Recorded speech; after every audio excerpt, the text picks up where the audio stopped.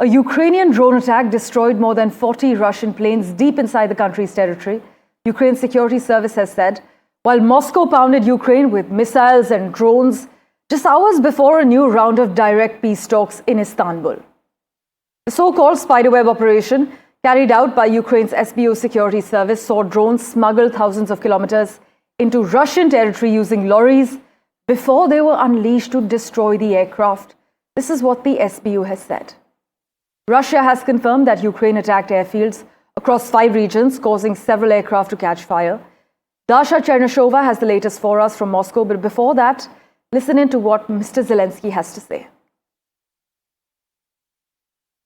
Щойно була доповідь голови Служби безпеки України Василя Малюка. Блискуча операція проведена. На території ворога виключно проти військових цілей, проти саме тієї техніки, яка використовувалась в ударах проти України. Дуже відчутні втрати Росії і абсолютно справедливі, заслужені їхні втрати. Дякую Службі безпеки, особисто генералу Малюку, також всім, хто був задіяний в операції. Готували операцію більш ніж 1,5 роки. Планування, організація, всі деталі були ідеально підготовлені. A day ahead of the second round of direct talks between Moscow and Kyiv and Istanbul, 2 Russian regions came under a major drone attack. The governor of a Siberian city of Irkutsk confirmed that remote-piloted aircraft attacked a military unit. The drones were flying out from the truck parked on the road. A similar attack was reported in the Arctic city of Murmansk. In Russia's border regions of Kursk and Bryansk, 2 bridges have collapsed within hours overnight. In Bryansk, a bridge collapsed onto a train, killing at least 7 people and injuring more than 70, including at least 3 children. Up to 400 people were on board, many of them children.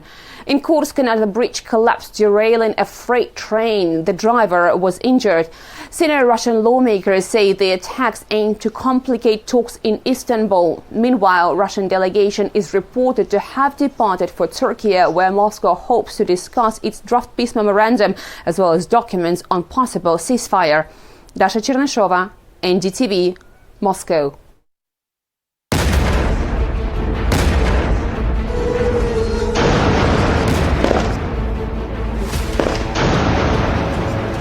Staggering footage from a Ukrainian drone of an airbase under attack in Belaya in the Irkutsk region of Russia. Belaya lies a whopping 4,300 kilometers east of the Ukraine-Russia front line. This footage, though, of another attack is the clearest of the damage on the ground.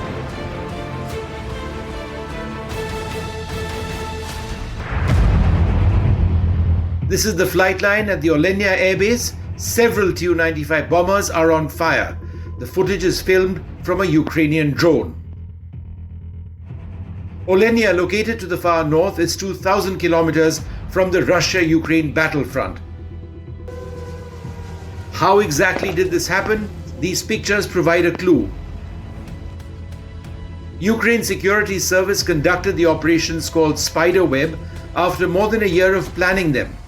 Drones were smuggled into Russia. These were hidden in mobile wooden sheds which were placed on cargo trucks. This video shows what happened at the chosen time. The roofs opened remotely, the drones flew off, targeting military airfields and aircraft. Ukraine claims that this attack, one among several on Russian air bases today, has resulted in 40 Russian aircraft being destroyed on the ground. Among them Tu-95, Tu-160 and Tu-22M bombers, the mainstay of the Russian Air Force. The attacks come just a day ahead of scheduled talks between Russia and Ukraine.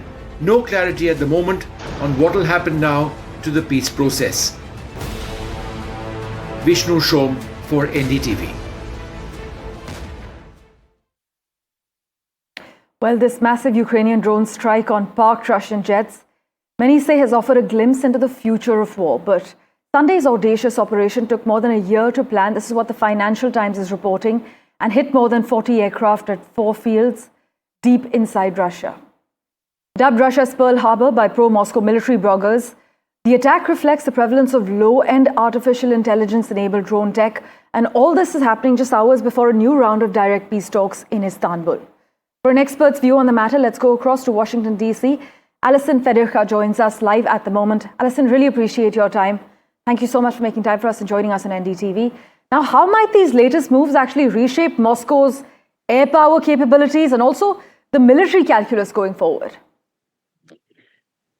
So the big thing that this latest move will do is give Kiev a little bit more leverage in these negotiations that they're going to be entering into tomorrow, or today, I guess, in your time zone. Yeah. The military calculus, the issue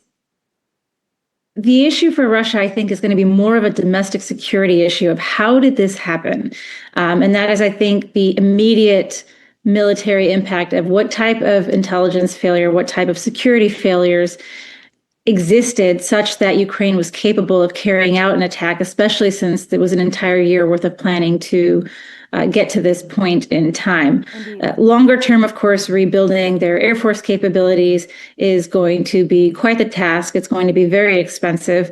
And this is coming at a time where they've already spent a lot of money on military development and manpower, given that they have been fighting in Ukraine for such a long time. Right.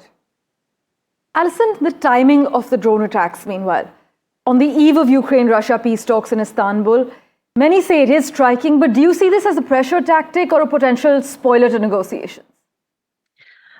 I don't think it's going to be a spoiler to negotiations because both sides face heavy constraints in terms of how long can they keep on fighting. The runway for both countries is getting shorter and shorter, so it really is coming down to what kind of deal can we get. I think that Ukraine's move right now with this attack is meant to rattle Russia, to try to project a level of strength and intimidation that we haven't really seen from Ukraine to this point in time.